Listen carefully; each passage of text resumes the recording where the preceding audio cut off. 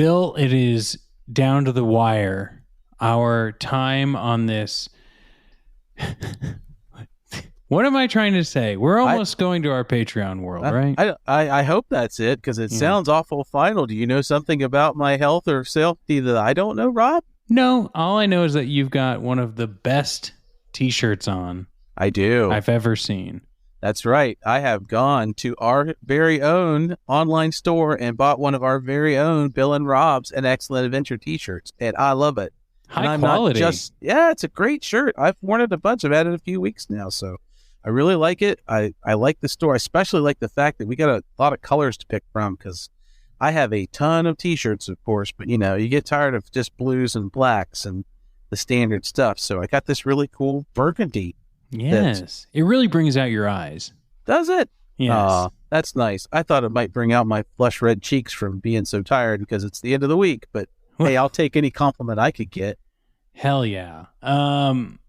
Bill, last episode we had put out was Escape from LA. And at the beginning of that episode, we had done an intro much like this one, reminding people, or I guess now we're reminding people, but then we told them we were pivoting to Patreon, which we are here to let you know the time is almost up. That's what I was going to say of these, like, just thrown to the masses free episodes out to the public, or at least the consistency of what we once threw to the public, because we got to start paying some bills, man. And we also want the freedom to do more than podcasts.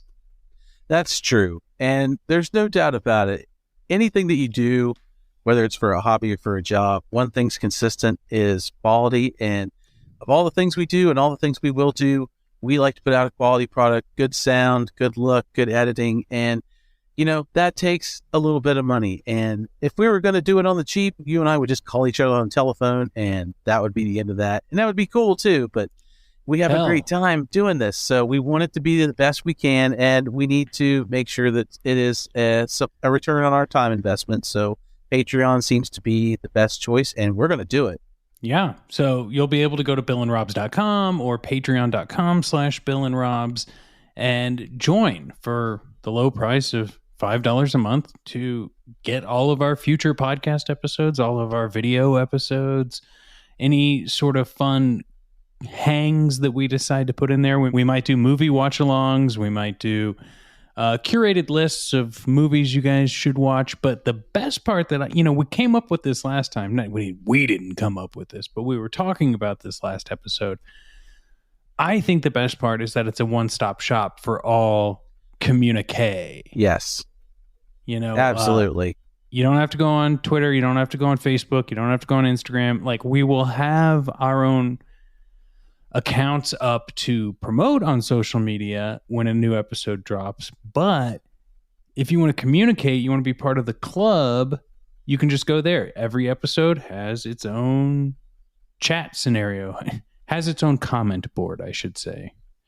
Yeah, and that is a big drawing point for us and for me personally, because internet's a big, wild place. So we will be able to be seen in those other places. But if you want to go get the stuff and be part of communicating with us, go to Patreon, go to our page. It's going to be great. And I can guarantee you, you will hear a lot of people say this, because there's a lot of people making content and a lot of Patreon accounts.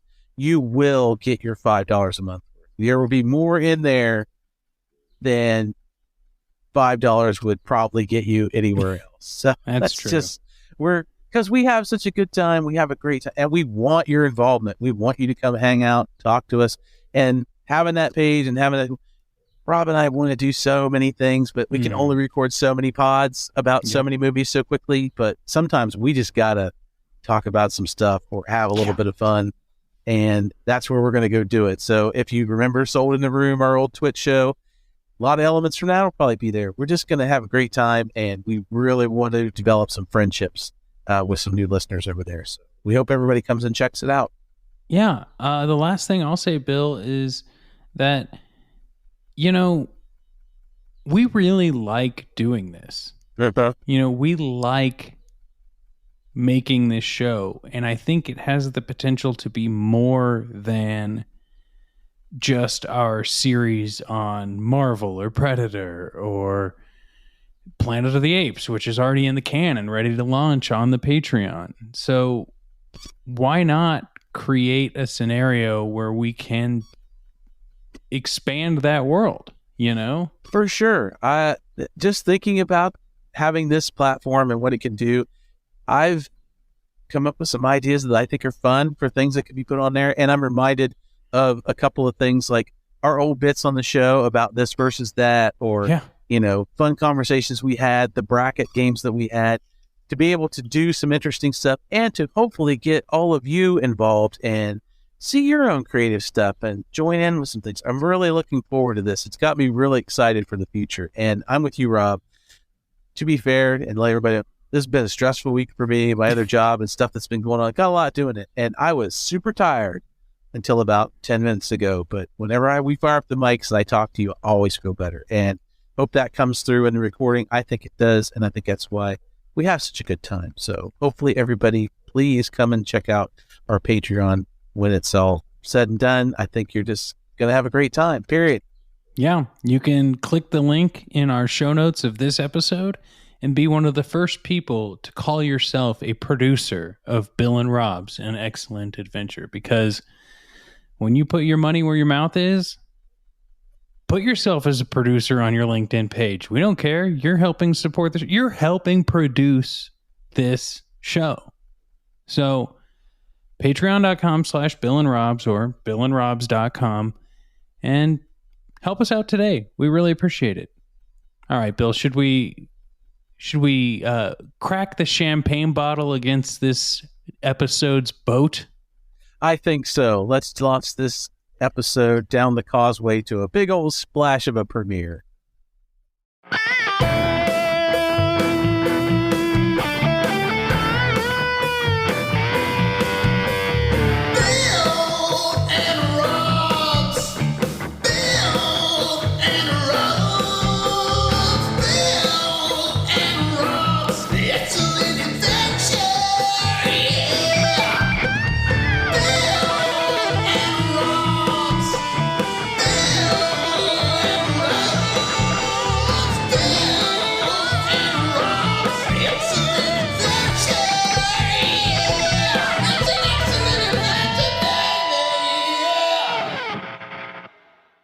Welcome to Bill and Rob's An Excellent Adventure. I'm Bill Tilley. And I am Rob Schulte. And Bill, we're in that interim era of our show. We're not quite doing a series. We're not quite ready for our next series. But we need to fill the time. And much like today's film, it's all about what do we do to get to that next goalpost. And so we had to bring in a guest, the other 50% of piloting error, who for one reason we've said, no, you're not allowed to be on the show, but your co-host can be on the show multiple times. It's Stu. Hey, Stu. Hey, I'm so excited to be here. Thank you so much. I think we're just afraid to have that much awesome in one spot. They'll just blow me and Rob right out the door. just like an actual airplane disaster movie. And that's it. Next thing you know, Heston's coming through the hole and it's Stu, come to save the day. Yeah, well, our podcast does begin with a plane crash every time. So that does tend to turn people off. Love it. I love it. I think it's great. It reminds me, every time I take a flight, I sit in my seat and I always watch an airplane disaster movie just to try and see if anybody ever notices. The podcast, as well as the hosts, are very avant-garde. Oh, and we have to, we're just living in Stu and Joe's world. You know what I was thinking, Stu, you chose the Stöned age for us to watch. And before we get into the nitty gritty of it, are the Joe and Hubs Stu and Joe? No. Okay. I didn't even. No, that's terrible. Please. Yeah. So you're not Hubs to Joe's Joe. No, absolutely not. No, I would say, Joe and I, our partnership is a classic partnership. We are the opposite pretty much in every single way, except for, the things that we find funny and that we value, I think. And that is the perfect kind of partnership, I think. I agree. Let's talk a little bit about the media that we've consumed through our years before we talk about the Stoned Age. Sure. Obviously, anyone who's listened to our podcast has most likely listened to Piloting Error, the episode you, me, and Bill did on Generation X recently was in our feed, so they had to have at least heard that episode. There's something fun about like media of a bygone era or canceled media, and not capital C canceled social media style, but in the like this only had 10 viewers, cancel it, cigar chomping executive style. So Stu, walk us through your like what you grew up watching, what you normally watch, the Stu media brain. So I grew up with television as a babysitter. So I watched pretty much whatever was on cable. A lot of cartoons, a lot of Saturday morning cartoons, a lot of Nickelodeon. For stuff like this movie that I chose for this, I used to watch a lot of USA Up All Night. Hell yeah. I don't know if you guys remember that with Gilbert Gottfried. I think Rhonda Shear did Friday night and Gilbert Gottfried did Saturday night. They split duties, I think. You just couldn't ask them to do both weekend nights. No. It just... Yeah, I watched a lot of USA. I mean, I loved Duckman. Yes. One of my favorite shows. Duckman and Weird Science were like the two they paired together. Yes. It's so and good. And Weird yeah. Science, the TV show. Right. Such a weird, very weird stretch, though, from the television or from the movie because they had to reset each episode like a sitcom does. Sort of had to come up with different things to wish for the genie to create for them. Yeah. She gained like magical, I guess she had magical powers in the movie too, but they were extended a lot more for the TV show. Bill, did you ever watch Weird Science, the TV show? I did watch it, and it comes to me that as we're discussing it, the USA Network at the time was like the yard sale toy of television, where if you win, it's like, hey, this is a cool G.I. Joe toy. Of course, it's a plane. It's missing one wing and its canopy, and part of this, most of the stickers are gone. But, it's good enough. And It'll I think complete that's how my the USA, Hoth set. Yeah, like, Airwolf. It's been canceled, and we don't have the helicopter anymore. And the USA is like, we can work with that. We'll take it to Canada. We'll do season 4. No, you shouldn't do things like that. But they did, and I watched all of that stuff. So yes. Well, I specifically remember in that era watching the Stoned Age. I don't think I ever watched the movie from beginning to end, but in that same sort of idea of, oh, this is kind of a raunchy movie. Maybe there's a boob. Maybe there's drug culture. Maybe there's like, as a suburban kid, like maybe I can vicariously live dangerously through watching this movie. But I had never watched it from beginning to end until this episode. Yeah, like I encountered this at like a Blockbuster when I think I was 16 years old, and we were actually looking for a bad movie to watch. Oh wow. And I just kind of recently been introduced to bad movies, but this is one of the reasons why I wanted to share it with you guys this was one of the first really bad movies that I thought was just something special. Because there's so much, like at every point in this movie, it's like, what are they thinking? Like it's like it's written by someone who's never talked to kids, who doesn't know what teenagers do, or how people interact with each other normally. And I watched it with my wife. We watched it twice together. Oh, wow. And you're still married? Or? She forgot what we were watching. She'd forgotten it until we got about halfway through it the second time. And she was like, oh, yeah, I remember why I hated this. But she pointed out it's not like it's written by an alien. It's more like it's written by a 14-year-old who's like telling other 14-year-olds about, what older kids do. That is so true. And it is I don't know, Bill, you're a little bit older than us, and I hate to show your age too much, It's but cool. It's all now, part of the granted, show. you didn't live through this era, No. but you are closer to this era than us. Does it ring realistic in any way, shape, or form? Fairly. And props to your wife, Stu, because my wife made it 2 minutes into this movie. And as she exited the room, all she said was no 14 times on the way out the door. She's that right. Was it. She just couldn't do it. But no. She's about to make Bill quit this podcast. She's questioning my choices in a lot of ways, I got to say.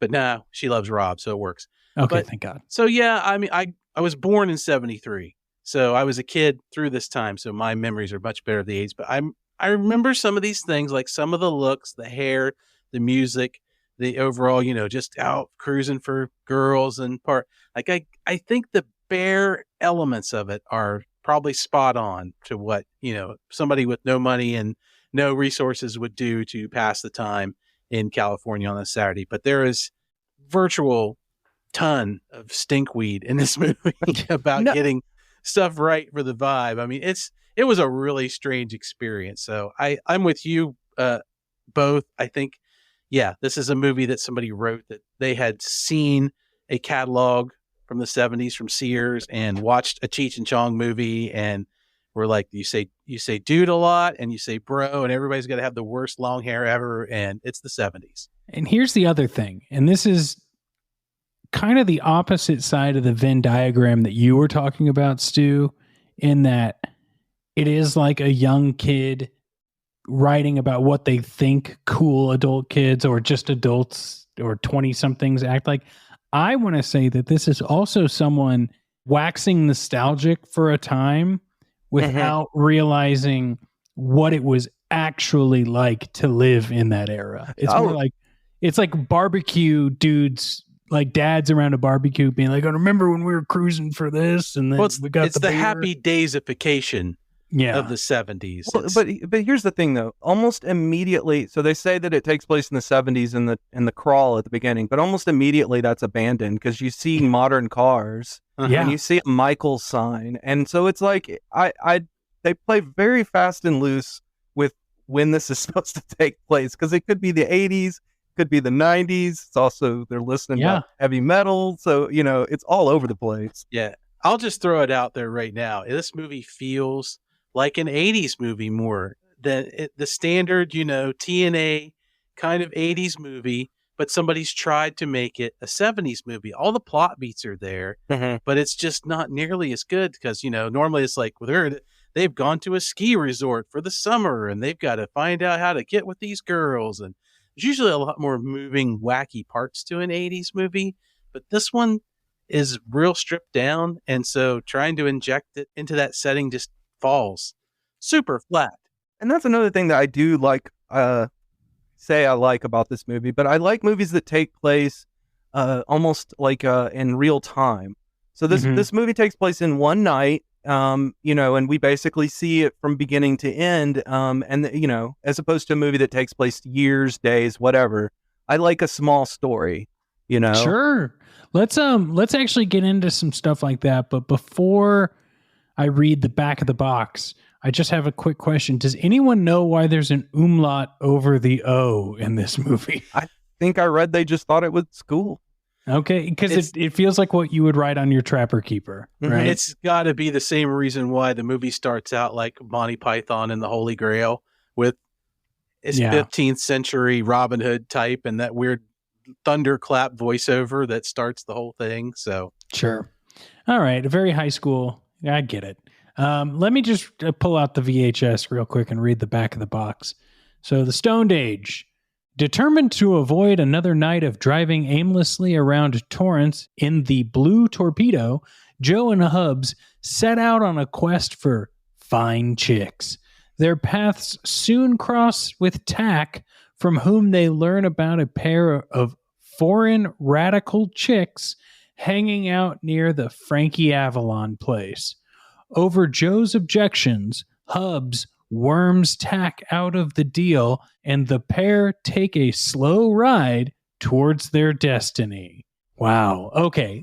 We got to start with likes. Stu, you had already started talking about certain things you like and the overall idea. Yeah, it's a movie that takes place in one night. I think that's very fun. I want to just read a couple of mine and then we'll come back to yours and Bill and we'll just go round robin here. Cool. So Stu said his, I think, and this is something you say after someone's bad local theater play. I know this, but the costumes were great.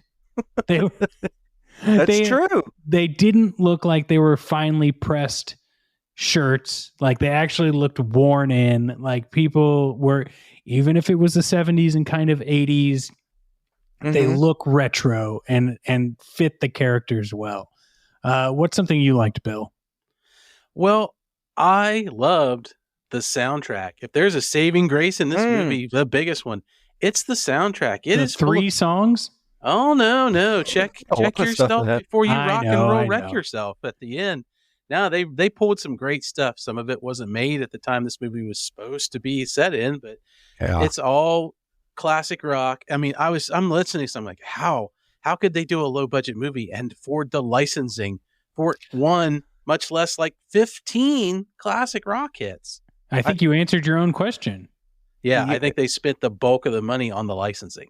Yeah, and I think it had a lot to do with what they could do with the movie, because like one of the main songs in the movie is "Don't Fear the Reaper" by Blue Oyster Cult, and they tried all kinds of different songs to see which ones they could get the rights for, and that was the one that they could get the rights for, so that's what they built the story around. And it worked. It works really well. And they actually, Blue Oyster Cult shows up in a post-credit scene. That was which cool. Tubi cut off for me. Oh, boo Tubi.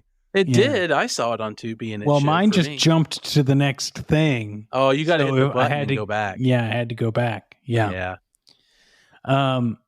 Stu, what's something else that you liked about it? The names of all the characters are like bizarre caveman names. So it's like you've got Crump's brother, Tack, the Samoan dude, Hanky or Snot Rag, the Buffalo Babes, Mondo Man, Muldoon, and that's just, for starters. Like, who ever heard of somebody named Crump? Like, what is going on? Silly Joe with the wonky eye. Yeah.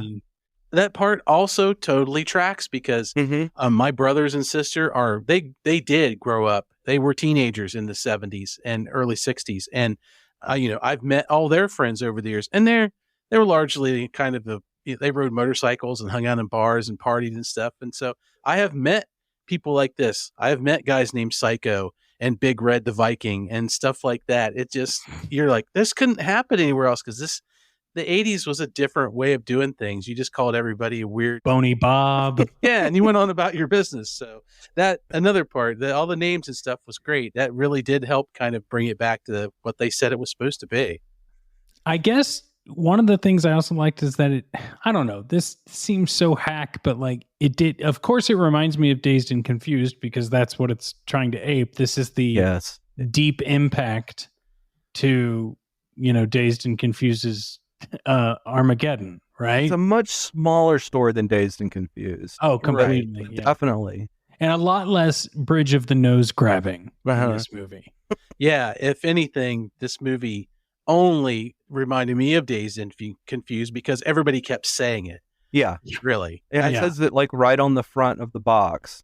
Yeah. Which is something I hate. I hate when the movie self-references another movie. It's always like the same. Don't put a movie that's better than your movie on the poster on the wall in your movie. But not to say that it's better. It's just it's a much broader story with Dazed and Confused. And this is a much, as you said, Stu, smaller story. So, two different things trying to be set in the same place. And the two different budgets and casts and studios. So I don't think that's a fair comparison. But I do see where it would remind me of something like that. Well, yeah. And I mean, it's 1994. So it's 1 year later. Yeah. They're trying to do something there. But Bill, what's something else you enjoyed about the film? I enjoyed many things about the casting of this movie. I can tell you that there was some of the characters, they're a little too straight out of Central casting for me. Mm-hmm. Whereas they don't have what I would call the dirty look of the 70s when you think about it. A lot of the unkempt, we don't do this, we don't comb our hair, we don't shower, we don't do it, which is fairly bad stereotyping. But like, you get some really interesting looks on people. Joe and Hibbs they're not Brad Pitt or anything like that. They do look like regular guys. Lainey, the girl that they're crushing on, she looks like she just stepped off a Warren album. So she loses me. She's total 90s glam. The thing is, everybody keeps saying she looks like the girl on the cover of the Virgin Killers album, which I think is the Scorpions. I don't know what they're talking about. It's very bizarre. This girl should have looked much more like, a Twiggy or something like that. Like maybe as far as early Cheryl T. Her hair should have looked like Jill. Yeah, she would have looked a lot more like Jill, only more made up. It would have made a lot more sense.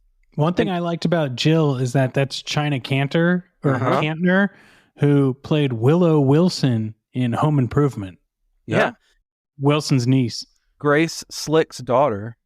Really? Yeah. Whoa. Yeah, and Paul Kantner, so the guitarist for Jefferson Airplane. There you go. Why there's, of course, no Jefferson Airplane songs in the movie. So that's a missed opportunity. In this house, we listen to Starship. So, and then also, please let us know. Muldoon, the rich dude is who won't let them into the rich boy party is Gary Busey's son, Jake Busey. Yeah, he sure is. Yeah. And then the guy at the liquor store he's a real that guy character actor. I can't remember. He was in Nothing But Trouble. That's the only role I can think of. But Taylor Negron is his name. As soon as he came on screen, dancing around, he plays a disco-loving liquor store clerk, and he's just jiving to the music and grooving away as he's dancing. Awesome. As soon as I was like, oh yes, movie, you brought me back in, because you throw me a that guy or a that girl, and he's one of them. But I know him as the pizza delivery guy from Fast Times at Ridgemont High. Wow, no, there's a connection, because this is almost like in that same vein. He's great. He's absolutely great. We also know him from Loser.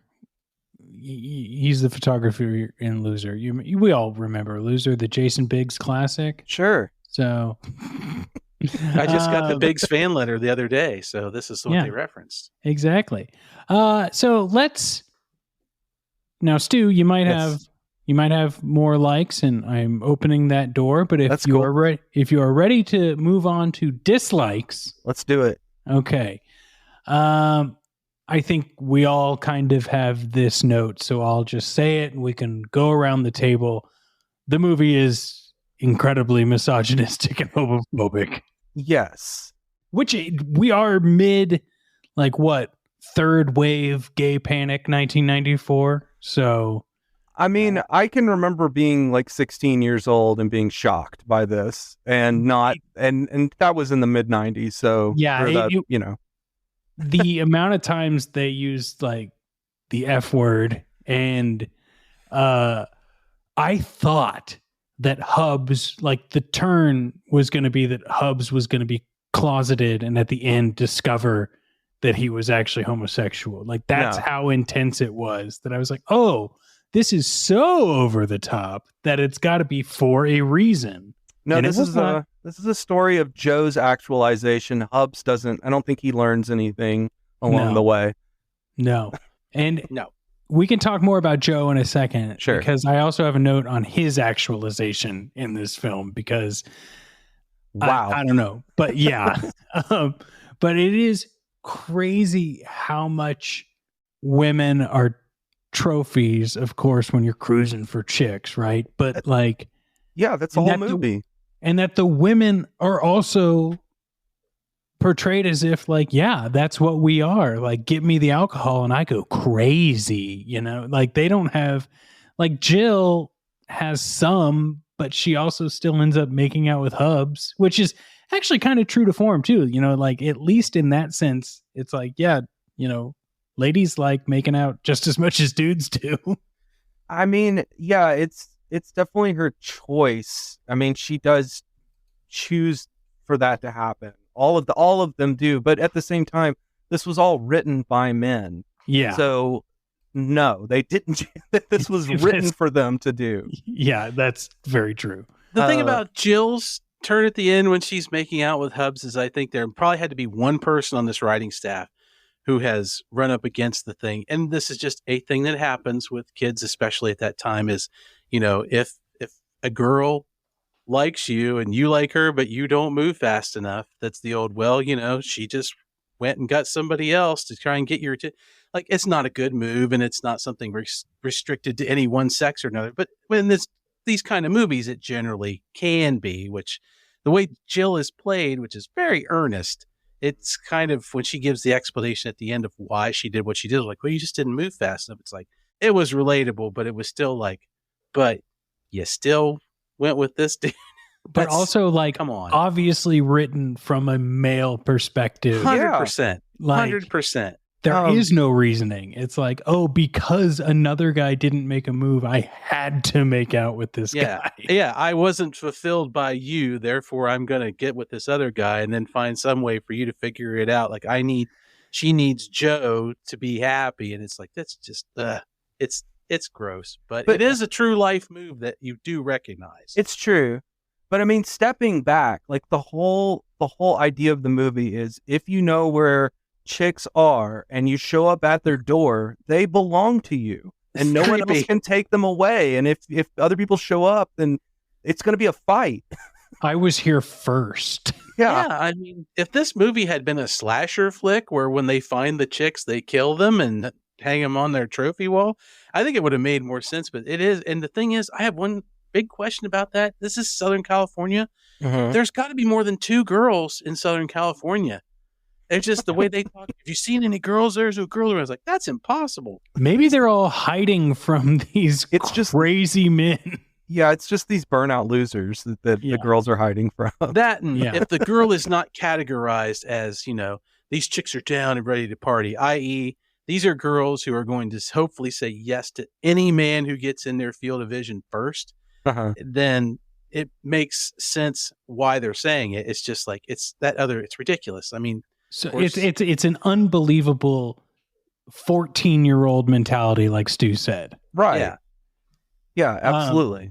Stu, what's another point you'd like to make in this check mark against the film? Well, I mean, there are so many terrible lines. I'll try and do something, like, I've got some of them written down that don't have straight out cussing in them, but I love the one, it's a love song and it doesn't even use the word poontang. Like, what does that mean? And that's something Jill says. And how many songs use the word poontang? Yeah, for real. Like Nugent. Yeah, in Cat Scratch Fever. Wang dang. There's a part where she's like, Jill and Lainey are upstairs and they're talking, and Lainey says something like, what do you think, they're downstairs peeing in the ice trays? And it cuts to Joe and Hubs peeing in the ice trays. What? Like, who's ever done that? Like, that's bizarre. It doesn't even sound like a prank that I've ever. All I could think of was like, this is a Beavis and Butthead moment.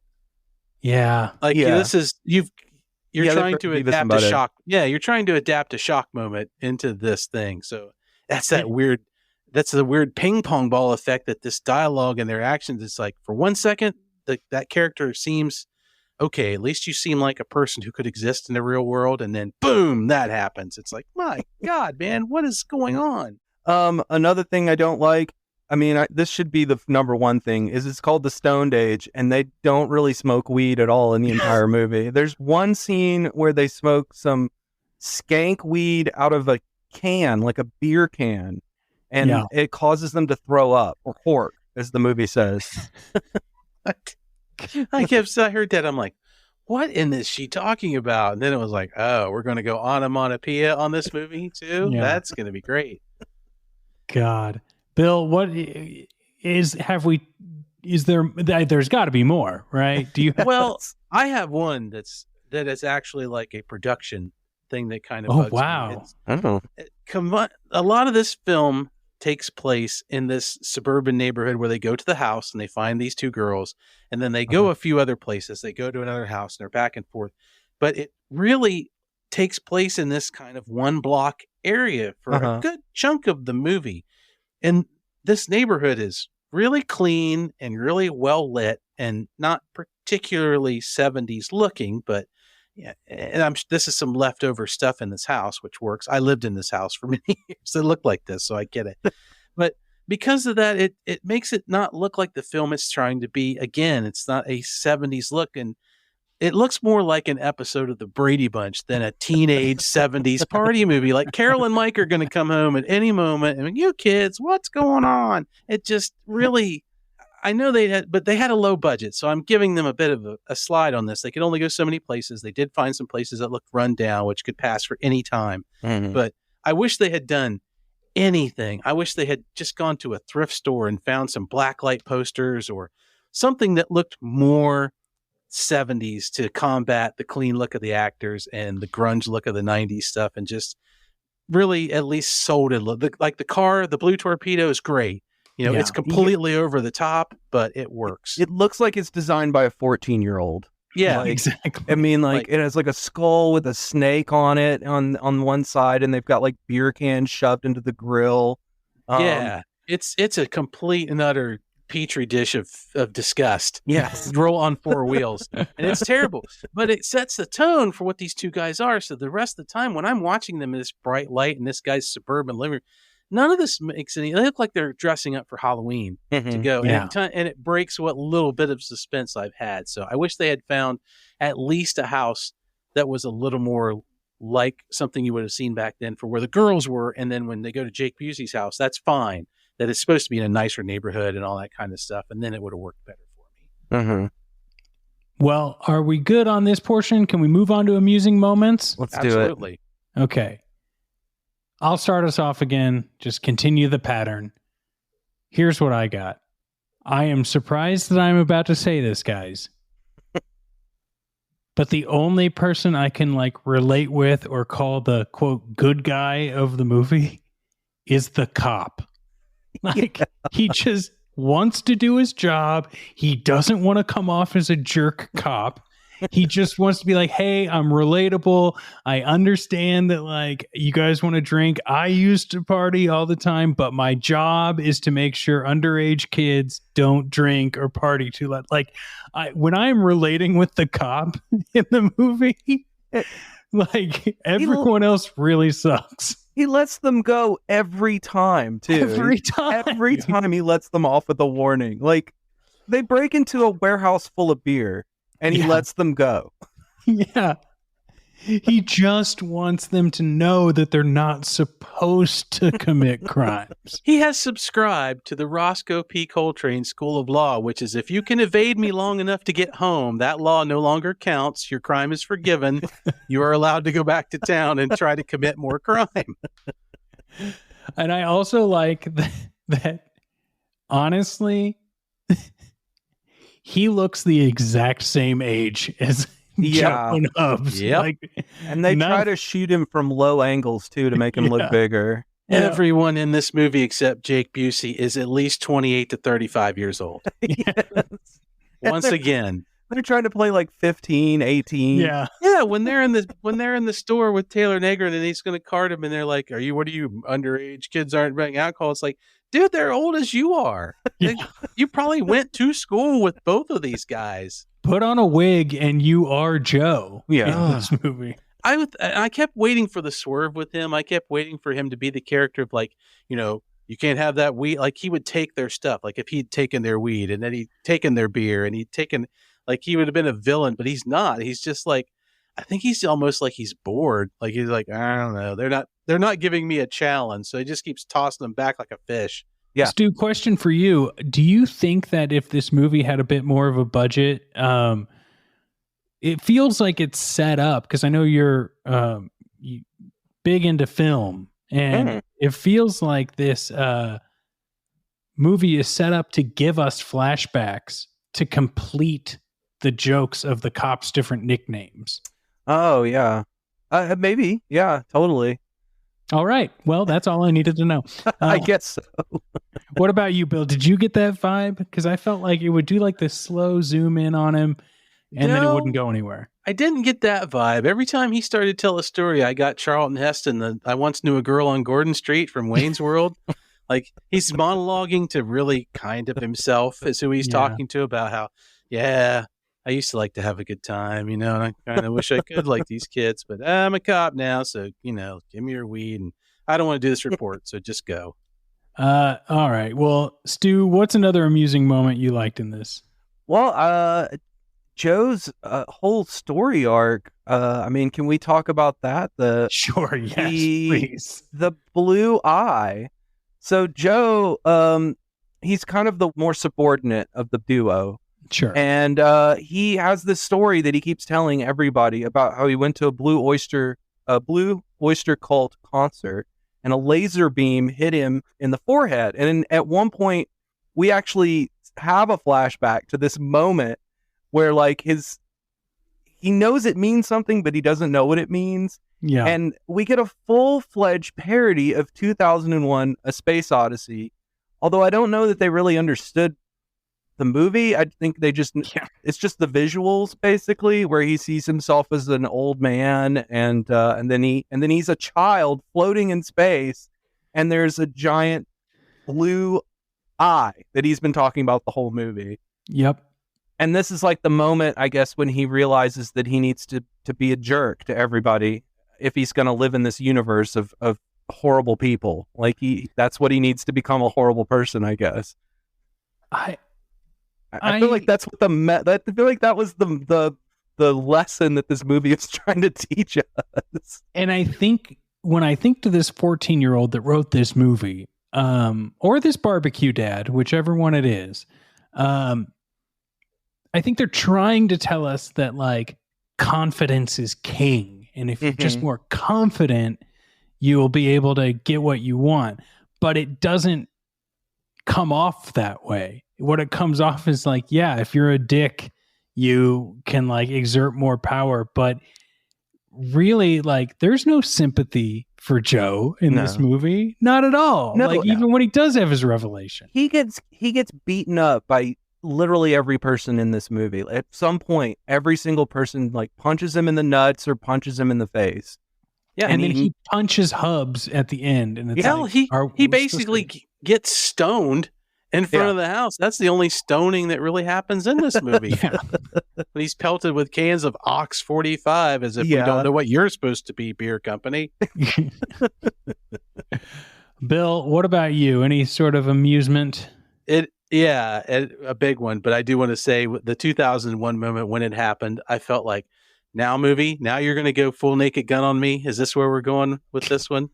And I want to put a big deep spin on this because we're having fun with it, even if I don't know if I really believe it. But I just want to feel like this is Joe's moment of the universe telling him, look, man, you just can't be a worm. You gotta come full circle. And he does. He comes full circle. He becomes all the space baby, and he's back to square one. He's fulfilled his journey. So he's driving that blue torpedo.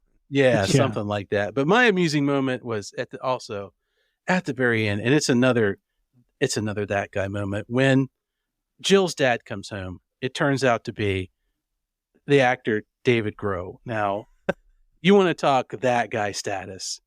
This guy, across the board, love him. I've seen him in so many things on my television screen. Just the list of shows. Rob, he's been in Baywatch. Baywatch Nights. He's been in Baywatch regular. He's been in Renegade, Murder She Wrote. Oh, hell yeah. Jag, VIP, Melrose. He's just everywhere from the 70s to the 80s. But he also played in a 2-hour episode of Buck Rogers in the 25th century where he got in a fist fight as Major Duke Denton. And when I saw him show up on the lawn, just punching the hell out of all these 35-year-old teenagers who were waiting in line to get punched. They just lined up like ducks in a shooting gallery, and he is just slow punching and slow kicking his way through this crowd. And when I saw him, I'm like, oh, movie, God love you, chef's kiss at the end. I'm in, baby, I'm in all the way. It was great, and the whole exchange with him and Joe, and he's the perfect choice at this point in time to be that dad who has come home and find his best chair filled with weird puke out of The Exorcist tube. What is the relationship going on? Like, it's very so Lainey is like his girlfriend, or is Jill's friend? Or yeah, he's just skeeving on her. That he's absolutely skeeving on Lainey. Yeah, and doing that sort of like excuse-ridden thing, but like it's very American Beauty situation going on here. She's just staying with him for some reason. And she knows it. I mean, it's clear that she knows it. Well, she says it earlier. Yeah, she does. And that, that circles back to the whole, everybody in here has just got character flaws that are so deep. Well, that just quickly reminds me, you guys, you remember how you can just like sometimes remember things that like you would never remember unless you're get that spark. And this specifically, I remember being in the car, listening to the radio. Like, I was not old enough to drive, or wasn't driving at this point, but it was when American Beauty came out, right? And of course, it's very controversial. All of the things in the movie, it seems tame in comparison now because it was just like shock value and Kevin Spacey. But Kevin Spacey's character, has a crush on his daughter's friend in high school. And much like in this movie. And I remember someone in the movie, a director or producer or someone, they were like retelling the story of why that's in the movie. And they're like nonchalantly saying like, well, I was talking to my friend, I was worried about it, but they were like, haven't you ever like had one of your daughter's friends come over and been attracted to her? Like, everyone feels that way. And you're just kinda like, you're saying this on the fucking radio, dude? Get the fuck out of here. No, you've made a very bad leap in logic, sir. Yeah. And like trying to pass it off as some sort of relatable content. No. Oh, man. Well, Stu, anything else you'd like to say before we rate this thing? It's not a good a movie. I would say it's not even really a funny movie, or at least it's not intentionally funny. So I can't, but it is interesting. There's there's a lot of creativity going on. There's a lot of, it seems like it had a big ambition, yeah. Yeah. Well, Bill, how do we rate these movies? Well, for these movies, we have a special rating system. If you went into your video store back in the day, there was usually a big rack of movies somewhere, and they would say something like 5 nights for $1. You could rent these movies for $1 and keep them for 5 nights if you wanted to. It was a great value if the movie was worth watching for that long. So what we do is we apply that to these movies. It's applied to this movie. This rating doesn't carry over to any other movies, based solely on what you've seen on the screen. If you've gone to your store, you've rented the Stöned Age, you've got it available to you for 5 nights. How long are you going to keep this movie? Bill, why don't you go first, and then I'll go, and Stu can end it for us. I like that. We always like to finish with the guests because this is Stu's fault. I mean, privilege. Sorry. So the Stöned Age. For me, this is definitely a one-night movie. It's a movie that says it's from the 70s. It comes off to me as a lot more 80s, and it misses the mark in a lot of things. The cars, the houses, the clothes. It's a low budget movie. And so I can give it a lot of passes for things. We all see things where like, it's not a spaceship, it's a warehouse. I get it. It's not your fault. It's what you can do with it. But there's just some things in it. For one, this movie feels like it takes forever. I love that it's a self-contained story and it's a small story and they stick to it. Everything in it happens is a natural progression. I just don't like the story very much. If this had been some kind of, if the girls had been mythical and they spent the night chasing them all over town, that might have added a little more to it. There could have been something to do with it, but there's just not a lot to work with. And as we've said, the characters are vastly irredeemable in almost every way. Even the best one still not that great. They've all got some kind of, if not many, shattering character flaws. It does the thing at the end where Frankie Avalon shows up. It's like, why did you make a 60s beach blanket bingo reference in your 70s throwback movie that was filmed in the 90s? So he's 20 years too old, which I found out that was they could get. Yeah, that was the whole reason. I found out it was supposed to be William Shatner or Adam West Batman. Wow. Should have been Adam West. Yeah, but I'm glad it wasn't. I'm glad it was neither one of these. So it's just a weird movie. I definitely would have watched it clear through the one night, but it doesn't have anything in it that's going to bring me back. Even if this movie had set up a line of apparent trilogies like they wanted to do, a la maybe a Clerks or something like that. Wow. Which is what I've read. But I give them credit. They had a story and they told it probably as best they could, but their best really isn't that good. So I'm going to take it back the next day, and I'm not going to be ashamed about it. But when they ask me if I liked it, I'm just going to go, and I'm going to hand it over to the store clerk. So that's my take on it. What about you, Robs? Well, you never want to offend the store clerk. No. You just can't do it. Here's the thing. Much like the costumes comment I made earlier in today's episode, it's shot competently. Like, it doesn't look like a low budget, poorly made film. It does not look like a student film. It doesn't look like shit. It looks like a professionally made movie, shot on film, lit correctly, edited for a poor script, poor characters, whatever. It's still made well. Like, it's like a vase that can hold flowers. I would just never put it inside of my house, so that it does have something going for it. It's good in that sense. It's just not a good film. No. Like, I have to, I think back to whenever, like a lot of high school kids like Requiem for a Dream, right? But when you start to watch that later on in life, you're like, all of these characters are terrible. Like, they suck. Like, why do I give a shit?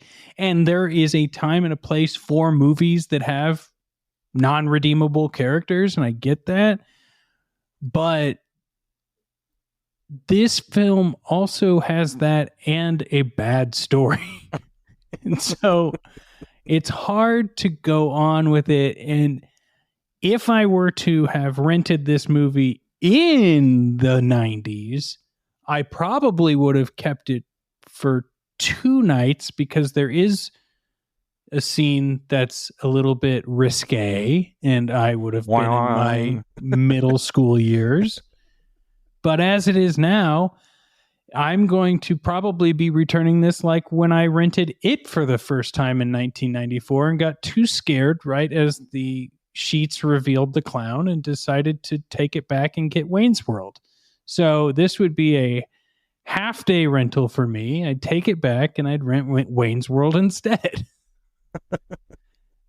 Stu, take us home. Well, I'd have to say, and I did rent this from Blockbuster, and I think I did keep it for a couple of days, because after I watched it, I felt like I had to show it to somebody because I had to talk about it with somebody, which is the reason why I brought it to you guys, because this is the kind of movie that deserves to be, it needs to be dissected, because there's some serious problems, some serious issues, some serious things that need to be figured out about what was on the mind of the writer and the director. Absolutely. and is this supposed to be funny? Is this not supposed to be funny? Or there's so much going on like that. It's the kind of bad movie that needs to be shared.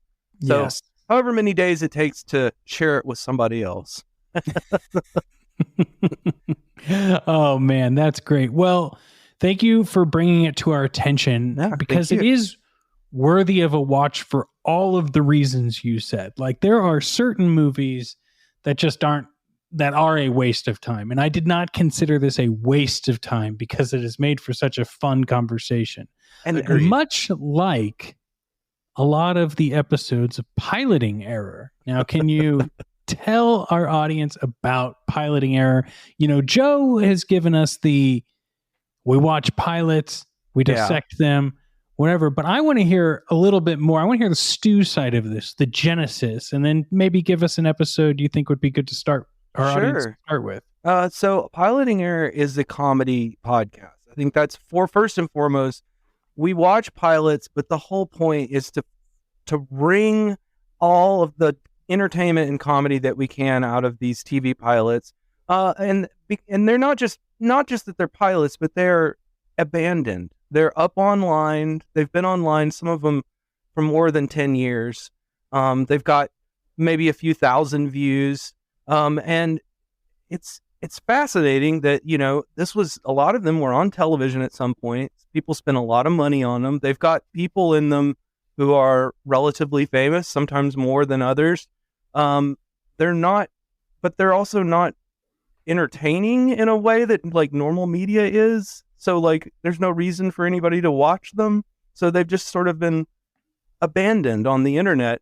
And it's like, it's free media basically that we can take and sort of use the entire buffalo, if you will, to create comedy. I love it. That is what Piloting Error is. And I would say, don't listen to it. Don't come if you're a television fan or you're wanting something about pilots. We don't expect anybody to actually even watch any of the pilots that we talk about. We spoil them completely. So it's more of I like to compare it to Car Talk. You guys remember Car Talk on NPR? It was like, these guys are clever. I don't really care about cars. I'm just here to listen to them laugh. And that's what Piloting Error really is. It's two guys that think they're clever, and hopefully and we laugh a lot. And hopefully our laughter will inspire you to laugh as well. It 100% does. I have listened to the show. You've been kind enough to have us on it, and it falls right into my wheelhouse of things, especially things back in the day when they did pilots and this was network TV, and it's fun for you guys to dig into them. And if you like television or enjoy the process of it, listen to Piloting Error, because it's great to sit and go, why in the world would anybody want to make a TV version of Blazing Saddles? But yet they tried. And let's look at it in its spectacular glory, which is the episode I desperately want to do with you guys. So that's a little bit of self-promotion there. So your show is great. It's a wonderful conversation. Thank you. If you're into any, especially the offshoot TV of the day that we used to watch, it's fun to revisit it back, especially with, I'll say, with you guys in your newer eyes, because those of us who were there the first time around look at it one way. So when people your age or Rob's age are like, this is an odd choice for a human adult to make, I'm like, yeah, I get it. Dinosaurs roam the earth. Yeah, Bill and I did Generation X, the X-Men offshoot pilot failed. I had done There Goes the Neighborhood, which was a wild film about the unhoused. And then if there's an episode that I know, hard to believe, that Bill and I are not on, that people might want to listen to, what would you suggest as a good starting point, Stu? One that doesn't get a lot of love is our episode Cows, our episode number 15, which was an Eddie Izzard project where he had cow people basically try and rise up through British society. I love it. Very strange. Very strange. Oh, well, Stu, thanks for joining us today. Thank you for having me. Yeah, Bill, I'm going to run through the credits real quick. I got to thank Mrs. Colombo for listening to these episodes and making sure we don't sound too dumb. I want to thank Jothan for our show art, Rob Adler for joining the team, Draxium, Dr. Z for our theme music. It's all great. And if you'd like to support this show, you've probably heard a bumper at the beginning of this episode of how you can do that in the future, but you can also take a look at our show notes, and we will have links to everything you can do to say, hey, I really like you dudes. And we'll put a link to Piloting Error in there so that you can just easily navigate in your podcast app over to our boys at Piloting Error. Can't wait to see you. Yeah, definitely. And with that, Bill, Stu, It's time to go home. Goodbye. Goodbye. Goodbye.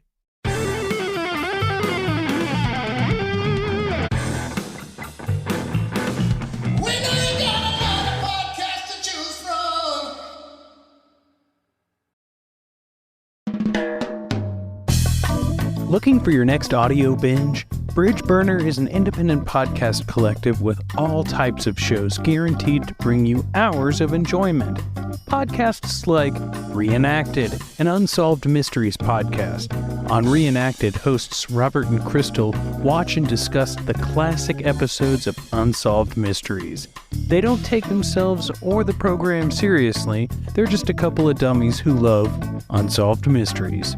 Or try Piloting Error, a crash course in abandoned media. Hosts Joe and Stu and guests walk scene by scene through television pilots that were aired but never picked up for series. It's a time capsule of the bizarre.